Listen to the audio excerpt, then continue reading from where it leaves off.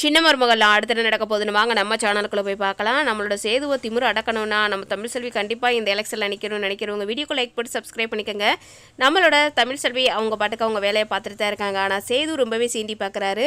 என்னை எதுக்கவே உன்னால் முடியாதுடி, என்னை எதிர்த்து நீ பிரச்சாரம் பண்ணணும்னா நீ எனக்கு எதிர்த்து நில்லு போட்டி வேட்பாளரா அப்படின்னு நம்மளோட சேது சீண்டி பார்க்குறாரு.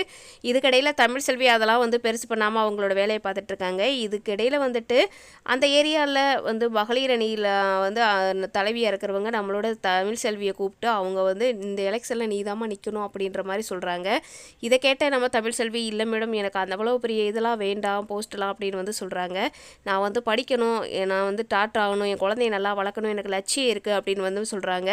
உனக்கு லட்சியம் தான் இருக்குமா, ஆனால் வாழ்க்கையில் ரொம்ப கஷ்டப்பட்டு அடிமட்டத்துலேருந்து வந்த பொண்ணுங்களுக்கு தான் இது எலெக்ஷன்லேருந்து ஜெயிச்சு வந்தால் தான் அந்த பதவி அவங்களுக்கு கரெக்டாக அவங்க யூஸ் பண்ணி எல்லா மக்களுக்கும் நல்லது செய்வாங்கன்றதான் நான் நினைக்க சொல்கிறேன்.